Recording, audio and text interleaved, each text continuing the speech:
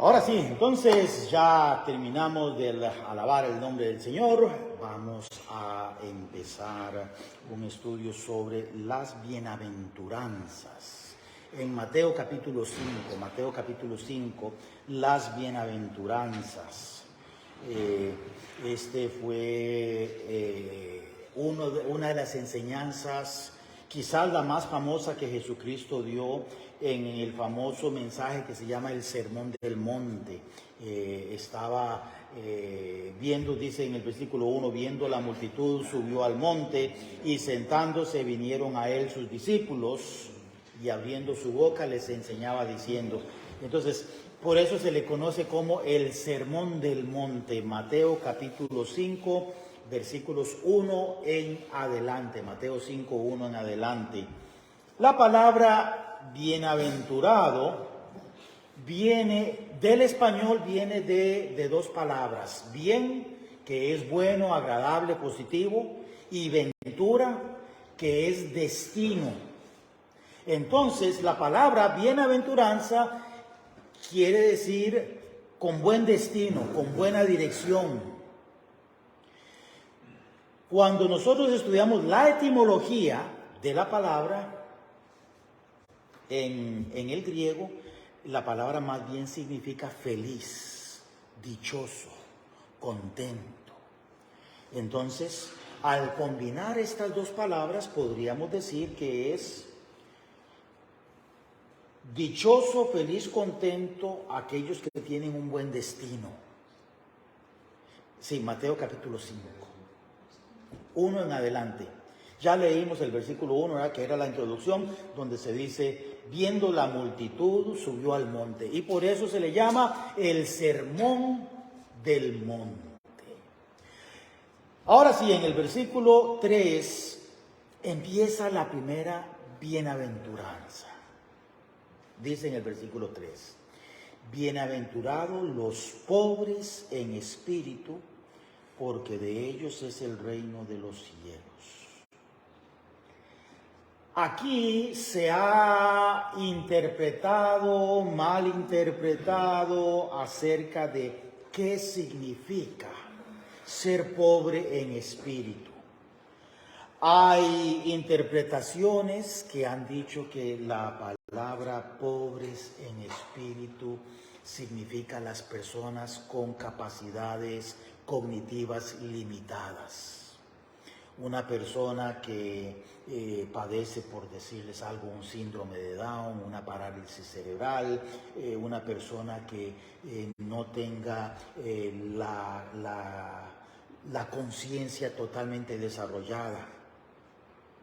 Y que estos pobres en espíritu son dichosos porque ellos nunca salen de la inocencia y van a ser, aunque sean ya hombres o mujeres adultos, su inocencia es como la de un niño de 2, 3 años. A la hora de interpretarlo así, yo pregunto, bueno, yo no soy el hombre más inteligente del mundo, pero yo no calzo en esta descripción. Si eso fuera el caso, entonces quiere decir que solamente las personas con necesidades cognitivas serias entrarían en el reino de los cielos. No tendría sentido. No tendría sentido, porque si no, ¿para qué estamos nosotros entonces alabando al Señor? ¿Y para qué estamos confesando que hemos aceptado a Jesucristo como Salvador personal? Bienaventurados los pobres en espíritu, porque de ellos es el reino de los cielos. Vamos a analizar entonces la palabra pobre. La palabra pobre no se refiere necesariamente a alguien que tenga limitaciones económicas. Hay personas que no tienen limitaciones económicas, pero son pobres, porque no disfrutan, no aprovechan. Hay una historia, es una historia real, no tengo los nombres porque ya hace mucho que la había leído, pero era de un señor que vivía en la indigencia, vivía en las calles, y había una señora que le tuvo lástima y le traía de comer, y cuando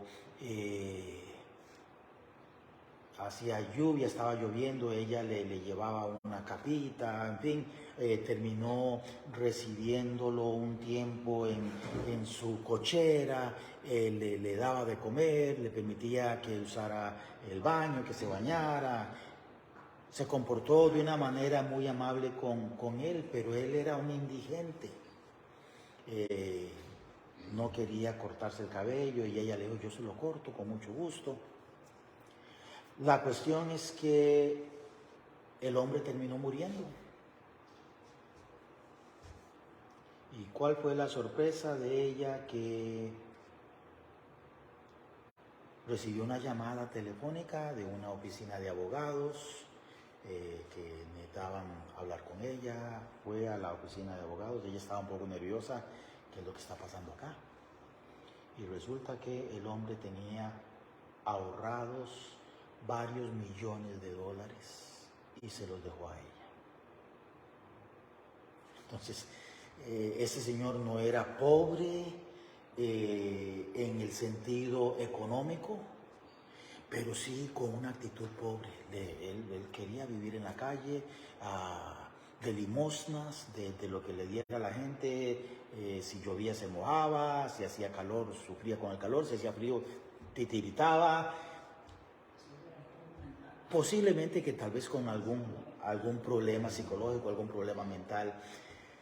Hay personas que son pobres económicamente, pero no lo son emocionalmente. Tienen un carácter fuerte, y no fuerte en el sentido de que sean enojones o peligrosos, sino tienen principios, a pesar de que económicamente no están bien.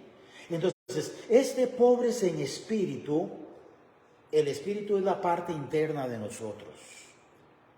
Cuando nosotros estamos pensando, yo no soy tan malo como las demás personas, yo no tengo necesidad como el vecino mío, ese borrachito, o como la vecina aquella que ella anda con todo el mundo. Nosotros estamos considerando, esos sí son pobres. Yo no, yo realmente el día en que yo tenga que dar cuentas delante de Dios, Dios va a tener que reconocer que yo no soy tan malo como otros, y que realmente mi condición pues no era tan mala como tantas otras personas. Yo no robo, yo no miento, yo doy ofrendas, yo soy buen vecino. De hecho, hay una historia. Sí, hay una historia, ¿verdad? De las dos personas que estaban en el templo. Uno decía, Señor, aquí estoy en el templo. Ojalá que te agrade mi presencia. Señor, te doy las gracias porque yo no soy como los demás hombres. Señor, yo diezmo, yo oro, yo ayudo, yo esto. Es más, Señor, mira ese que está ahí al lado. ¿Lo ves? Golpeándose su pecho. Yo ni siquiera soy como ese, Señor. Gracias, porque yo soy diferente. ¿Y saben qué es lo que estaba? El otro que se estaba golpeando en el pecho. Bueno, y él abriendo sus ojos y va, Señor, mira mi esplendor, mira mi belleza, mira mi espiritualidad. Y el otro dice que ni siquiera se animaba a abrir los ojos delante de Dios, sino que tenía los ojos cerrados, estaba golpeándose el pecho y estaba diciendo, Señor, sé propicio a mi pecador. No tengo nada, no merezco nada. Lo único que puedo decirte es, ten misericordia de mí.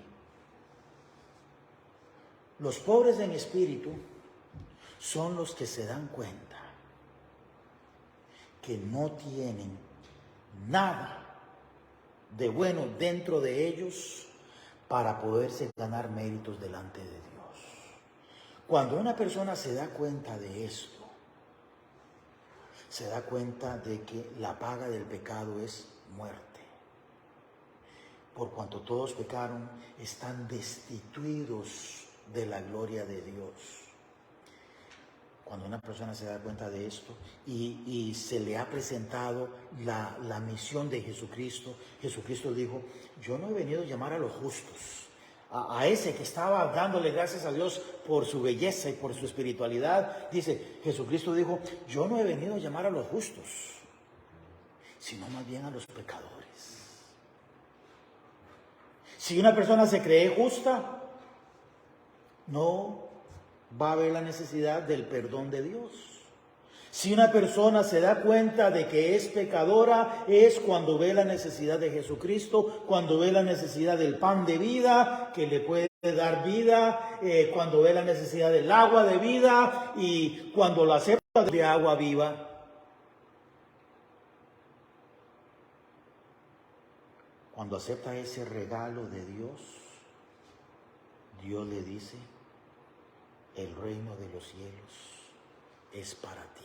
El reino de los cielos es para ti. En el versículo 4, Mateo capítulo 5, versículo 4, en el versículo 4 dice, bienaventurados, dichosos, felices, bienaventurados los que lloran, porque ellos recibirán consolación. Los seres humanos tenemos diferentes temperamentos, diferentes formas de ser. Hay personas que tienen una tendencia muy fácil a llorar, hay otros que no.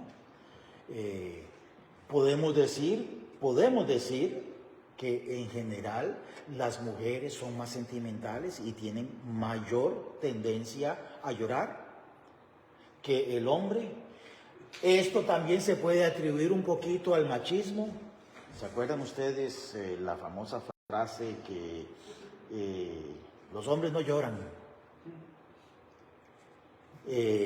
Lo cual no es cierto. Es más, dice la Biblia que Jesucristo, ¿qué? Jesucristo lloró. Jesús lloró. Entonces sí, los hombres lloran. A mí no me da vergüenza decirles a ustedes y a ustedes, yo he llorado. Cuando Pedro, ahora que estamos ya acercándonos a celebrar la pasión de Jesucristo, a mí no me gusta llamarle la Semana Santa porque esa semana no era necesariamente santa, pero la pasión, el sufrimiento de Jesucristo, el sacrificio de Jesucristo. Pero ya que nos estamos alistando para recordar esto, la Biblia dice que después de que Pedro negó a Jesús y el gallo cantó,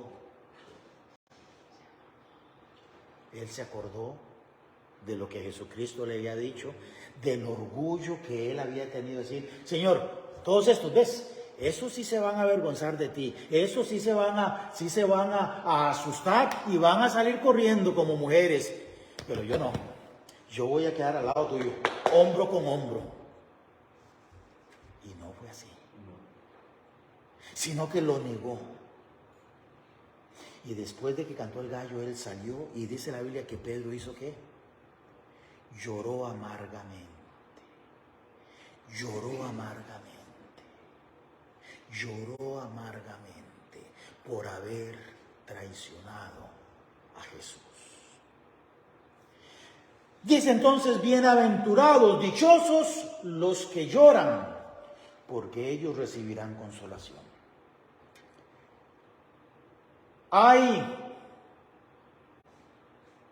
personas que tienen los sentimientos más a flor de piel y lloran más fácilmente, pero lloran por buenas razones. Pueden llorar al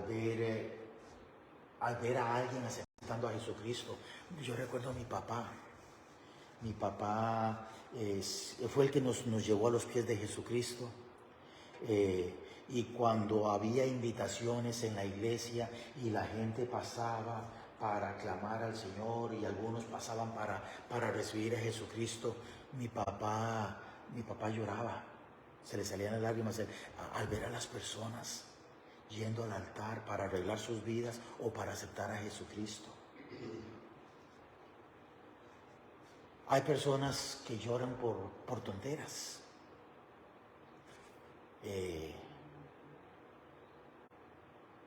Recuerdo algunas tías, estaban viendo una telenovela. Una telenovela. Hay veces uno ve películas,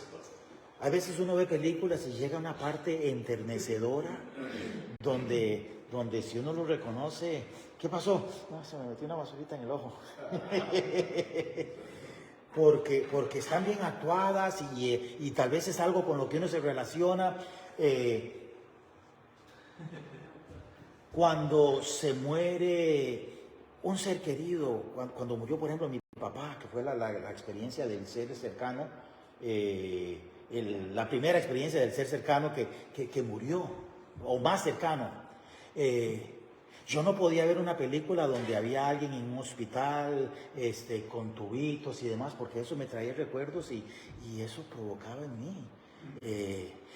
Y el tiempo, pues es la mejor medicina. El tiempo es la mejor medicina.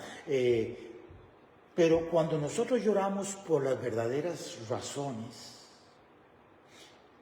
no cuando lloramos por ser llorones, sino con verdaderas razones, no cuando lloramos porque estamos viendo una película, sino con verdaderas razones, Jesucristo dijo, dichosos los que lloran, porque ellos recibirán consolación. Cuando nosotros lloramos por la injusticia que comete un compañero de trabajo, un familiar, cuando nosotros lloramos por la injusticia que comete un político o un actor o un personaje, cuando nosotros lloramos, por ejemplo, al ver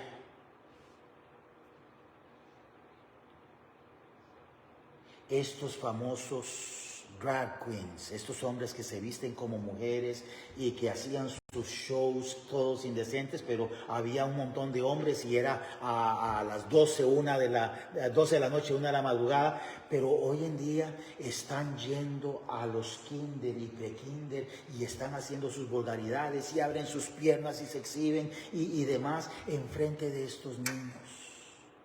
Y la gente está aplaudiendo, bueno, muchos, y otros estamos diciendo, Señor, ten misericordia de estos niños.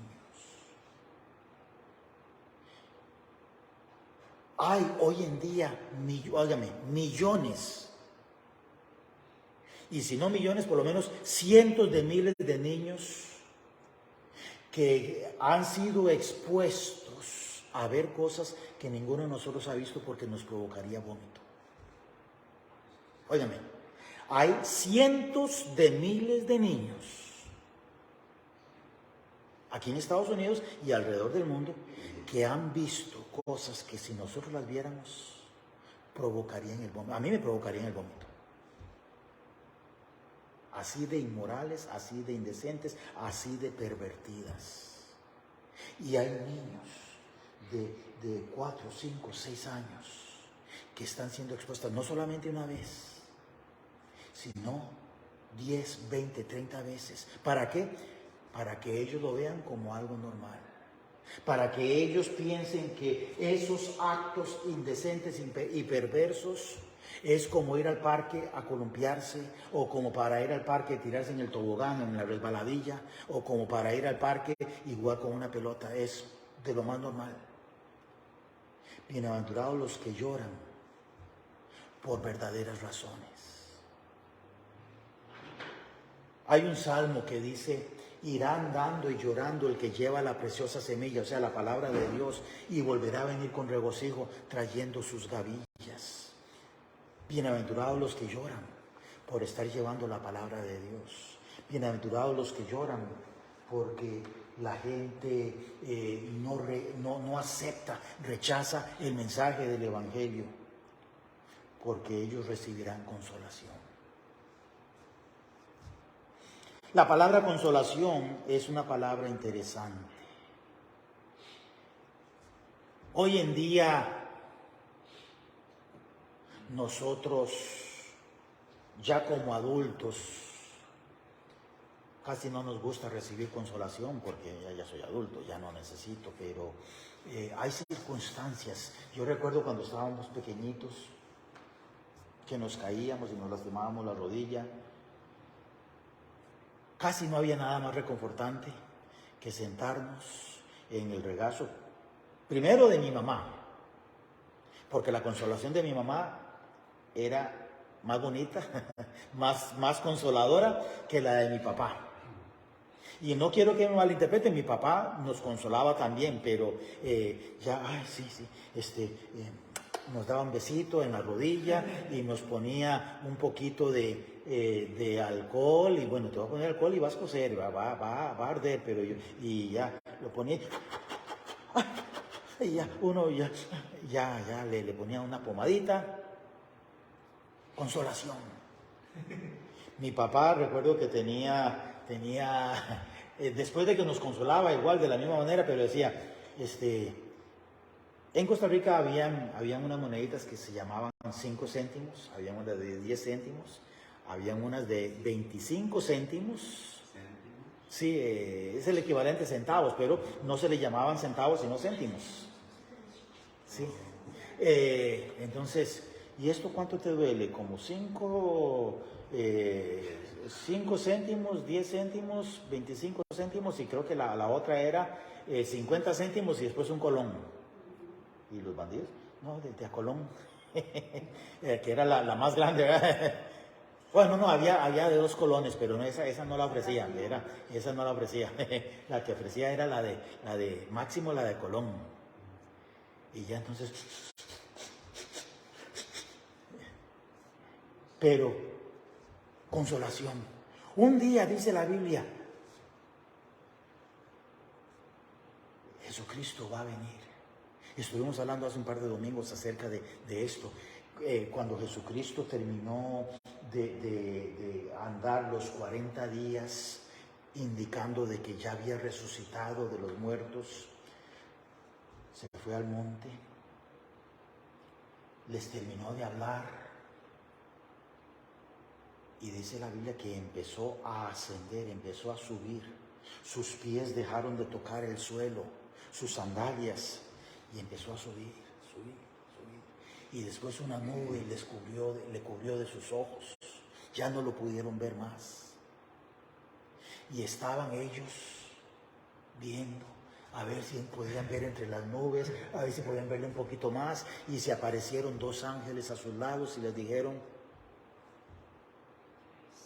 ¿por qué os quedáis viendo ahí en las nubes? Porque este mismo Jesús, así como le habéis visto ir, así vendrá otra vez. Lo último que pudieron ver los seres humanos, los que estuvieron presentes, fue esa nube que lo cubrió. Dice la Biblia que la venida de Cristo va a ser en 2 partes. Una, va a venir en unas nubes, pero no va a descender hasta la tierra, sino que en esas nubes va a llamar a los que son suyos, a sus hijos, a los que le han aceptado como Salvador personal, a los hijos de Dios, a los que hemos sido sellados con el sello del Espíritu Santo. Y en ese momento veremos la consolación. Seremos consolados. Bienaventurados los que lloran, porque ellos recibirán consolación. Versículo 5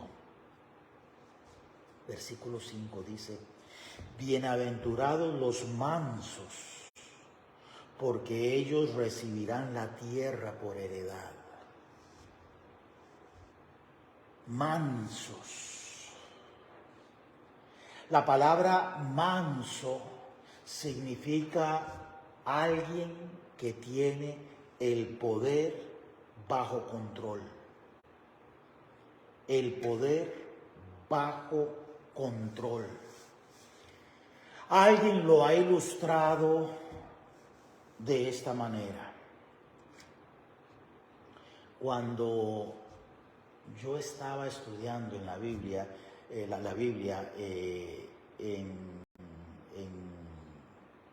el instituto bíblico, era una zona bastante rural, era una zona cerca del mar, una zona bastante rural.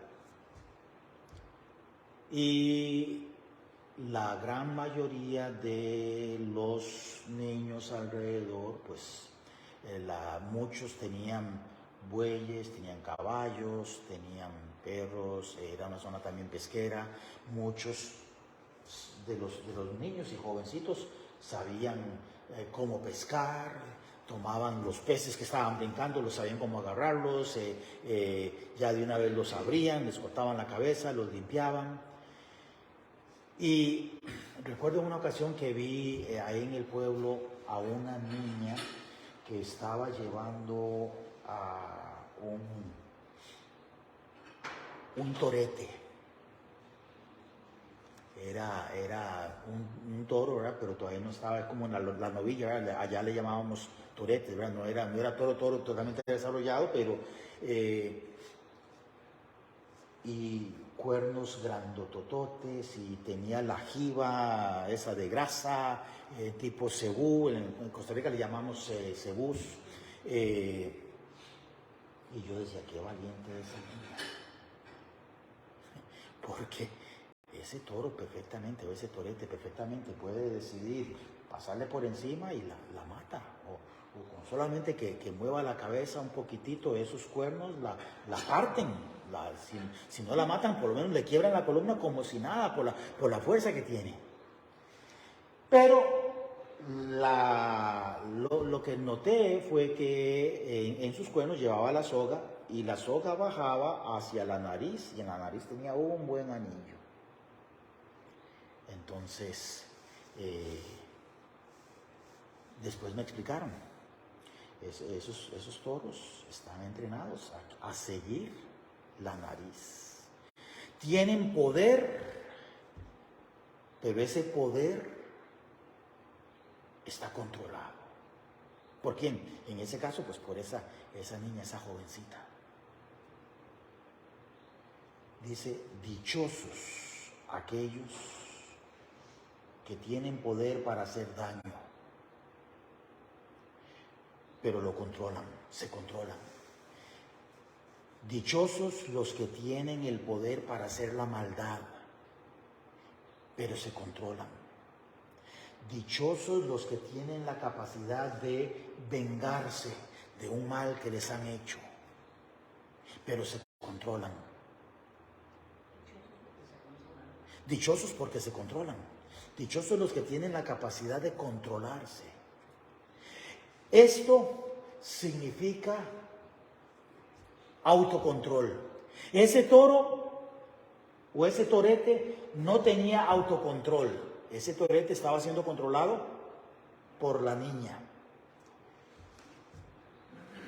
Esta bienaventuranza está hablando de aquellos que saben decirse no a sí mismos, que no dan rienda suelta a su pecado, a su maldad, a sus malas palabras, a sus tendencias. Aquellos que saben decir no, controlados por el Espíritu Santo que ya mora dentro de ellos. Cuando una persona aprende a decirse no a sí mismos, recibirán la tierra por heredad, y ahorita vamos a ver qué significa esta parte. Cuando yo estaba en los scouts, por lo menos en Costa Rica, tenía dos secciones, dos grupos. Estaban los famosos Boy Scouts, que eran los más grandes, y había tres realmente, porque estaban los Roberts, que eran ya los adultos. Entonces estaban los Roberts, los Boy Scouts, y la parte más pequeñita de los niños más jovencitos se le llamaban los Lobatos. Yo pertenecía a los Lobatos. Y recuerdo que los Lobatos tenían, no recuerdo, creo que eran 5 máximas. Máximas es postulaciones sumamente importantes. Había 5 máximas. Recuerdo una, no las recuerdo todas, pero recuerdo una que nunca se me olvidó. Y la máxima era: El lobato se vence a sí mismo. Y recuerdo cuando el guía de los lobatos se llamaba Ronald. Cuando Ronald estaba explicándonos, algunas veces ustedes van a querer hacer algo que ustedes saben que es incorrecto.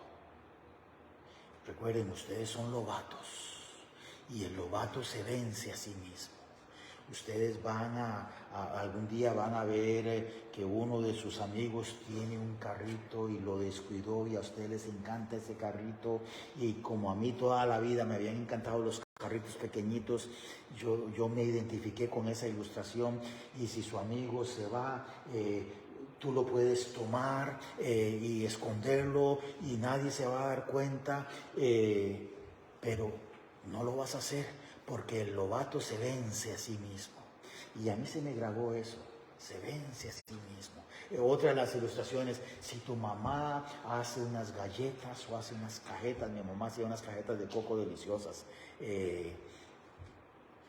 y si tu mamá hace unas cajetas y les dice no las toquen porque hasta después de la cena, y resulta que tu mamá se va a hacer unos mandados y estás tú solo, te va a dar la tentación de ir y comerte una cajetita, pero el lobato se vence a sí mismo. Y de veras que eso me ayudó para yo decir, no, es que yo soy un lobato y el lobato se vence a sí mismo. Se autocontrola. Hermanos, los que somos hijos de Dios, los que somos cristianos, el cristiano debe ser manso. ¿Por qué?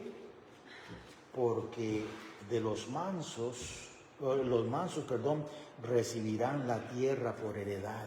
Recibir la tierra por heredad lo que quiere decir es que un día, y esto es una de esas doctrinas que no son claramente establecidas en la palabra de Dios, pero Dios dice que un día Dios va a permitirle a los que fueron suyos, que fueron fieles, poder gobernar ciertos lugares, ciertas ciudades, ciertos pueblos, de acuerdo con la fidelidad que ellos mostraron al Señor. Aquellos que decidieron tomar el autocontrol, vencerse a sí mismos y decir, Señor, no mi voluntad, sino la tuya, ejerciendo autocontrol, ellos van a recibir la tierra por heredad. Además del hecho de que cuando una persona tiene autocontrol en esta tierra, en esta vida, esto va a permitirle alcanzar muchas cosas. Hace poquito estábamos hablando en la casa que decía un señor en una de las iglesias en donde ministramos, es mejor ganar menos dinero y tener un control, autocontrol, y ser sabios a la hora de administrar el dinero. Es mejor ganar poco dinero y ser mejores administradores que ganar mucho dinero y ser despilfarrador. Porque la persona que es despilfarradora, si gana mucho va a despilfarrar mucho, y si gana más va a despilfarrar más, y si gana aún más va a despilfarrar aún más. Despilfarrar, ¿saben qué es? Es tirar, ¿verdad? Tirar, gastar a manos llenas. En cambio, una persona que tiene autocontrol va a aprender a decirse no a sí mismo, y tenemos poquito, tenemos más o menos, pero vamos a administrarlo correctamente. La persona que tiene autocontrol recibirá esta tierra por heredad. Ya son las 10:30 acá, entonces el versículo 6 es un versículo que había oído la explicación de un hermano, se llama Byron, allá en Costa Rica, y desde que él lo explicó de esa manera, este versículo no lo he dejado de analizar desde ese punto de vista. Entonces no quiero apresurarme para explicar el versículo 6. Así que lo vamos a dejar para el próximo domingo. Pero ya abarcamos los pobres en espíritu. Tenemos que ver nuestra condición espiritual. No tenemos absolutamente nada con qué impresionar a Dios. Cuando nos damos cuenta de esto es cuando vemos nuestra necesidad. Como dice la Biblia, miserable de mí, ¿quién me librará de este cuerpo de muerte? Decía Pablo. Los que lloran, no es llorar por llorar, no es llorar por deporte, no es llorar porque nos gusta llorar, es llorar por las verdaderas razones, llorar por las injusticias, llorar por el pecado que está pasando tanto aquí en esta tierra. Y los mansos, aquellos que ejercen autocontrol en sus vidas. Oremos. Padre bendito, nuevamente venimos ante ti. Queremos suplicarte que tú bendigas tu palabra, que bendigas a cada uno de los presentes. Que bendigas el resto de este día, Señor, también el servicio en la iglesia en inglés y también el compañerismo hoy a las 5, que nos ayudes para poder disfrutar, que podamos hacer el esfuerzo de venir, Señor, y poder compartir con otros. Lo dejamos en tus manos, Padre, lo pedimos todo en nombre de Cristo Jesús. Amén. Que el Señor les bendiga muy ricamente, a ustedes también bendiciones.